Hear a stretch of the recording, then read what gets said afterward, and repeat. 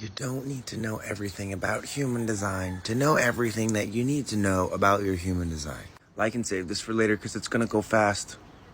Okay, first things first, that's the body graph. These are your placements. That's your personality placement. That's your conscious self. These are your design placements. This one's calculated 88 days before your birth, and this is your body, or this is the time of birth. Whatever numbers you see in here are going to be lit up on your chart. And they're either going to be connecting two centers like they are here, or they won't be connecting centers. This is a hanging gate. This is a channel. The red means it's over there in the design placements, and the black means it's over there in the personality placements. When you have a channel like this, it means that this center, which is the throat, the center of manifestation, and the heart are going to be defined. Defined is a word that we use in human design to say consistent, it's reliable, like it's always going to be there in your experience. For instance, this is the channel of money. It connects the will to be in control, 21, and gather, 45. This is the voice to say like, I have this, I don't have this. Now you can think of this like your hardware. This is your circuitry. This is like your energetic skeleton. To live in a way that harmonizes with your energetic skeleton is the same way as living in a way that's harmonious with your physical skeleton, your physical organs, etc. When you're living out of alignment with your physical organs and your physical skeleton, you experience pain. In human design, we call that a not-self theme. Your not-self theme emerges when you either do not use your strategy or you fail to acknowledge your authority. We'll talk about those later, but I want to show you this right here. See, we have the hanging 17. No 62. 62 is the voice of details. 17 is the need for details.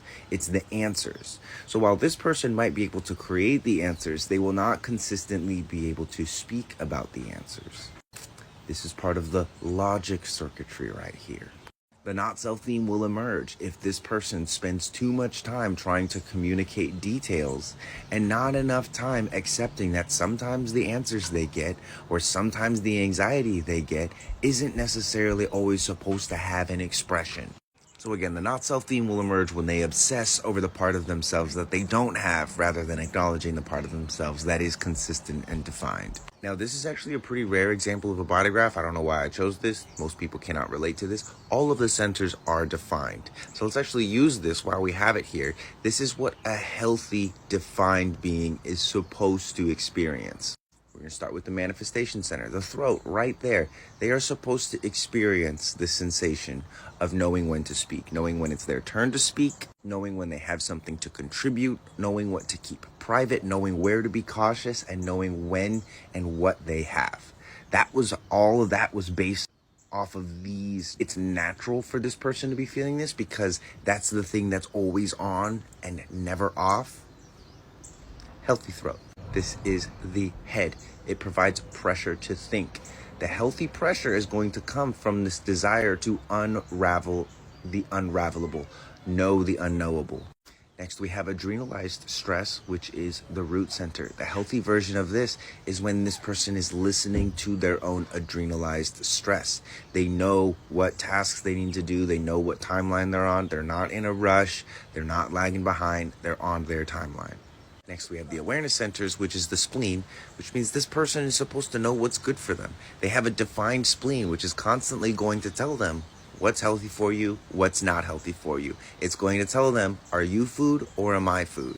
It's the awareness of survival. This one right here is quite literally your immune system. We're coming back to the ajna up here. This is awareness cognitively, intellectually. This is also where answers come from. So it takes pressure to think and it turns them into answers. Then we have the solar plexus, which this is the emotional authority within the human design body graph. And with this defined, this person is meant to be riding their emotional waves. Now look at this. They don't have connections that are leading up to the throat, at least not directly.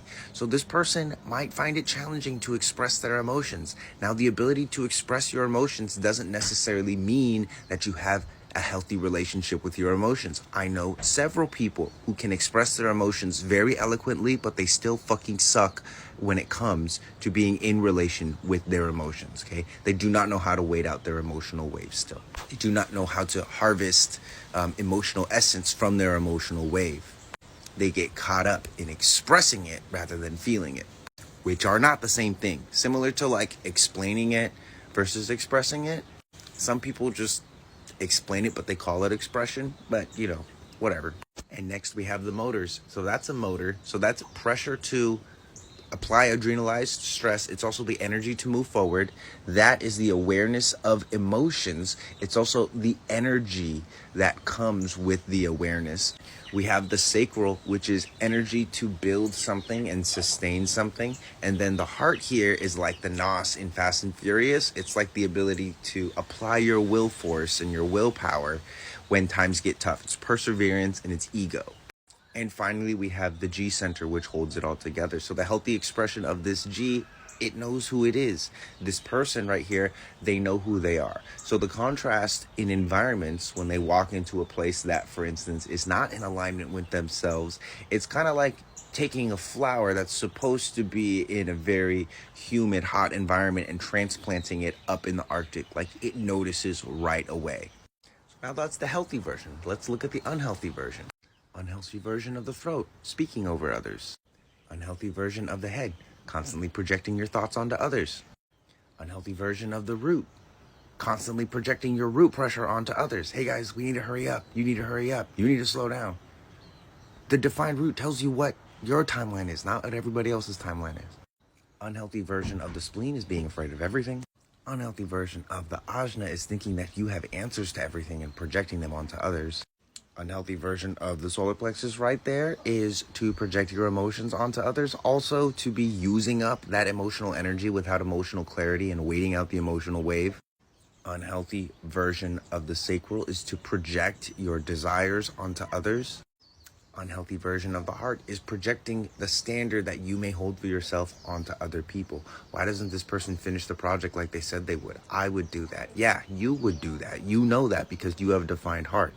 And the unhealthy version of the G, think cult leader. I'm going to take all my beliefs and I'm going to push them onto you. And then you're going to worship me.